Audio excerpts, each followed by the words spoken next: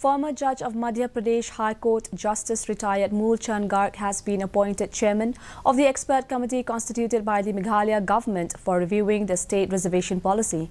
The name of Garg and 4 other members of the expert committee was approved by the state cabinet chaired by Chief Minister Conrad K. Sangma on Friday. Announcing this after the cabinet meeting, Cabinet Minister Ambreen Lingdor informed that the committee will include former Judge of Allahabad High Court Justice retired Dr. Satish Chandra. The other 3 expert members are Professor D.V. Kumar from Nehu, Shillong, Professor Chandra Shekhar from Indian Institute of Population Sciences, Mumbai, and Professor Subhadeep Mukherjee, Assistant Professor of Economics and Public Policy, IIM, Shillong.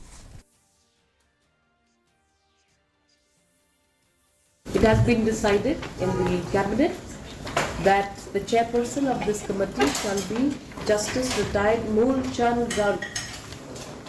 Members will include Justice retired Dr. Satish Chandra as an expert member in constitutional law,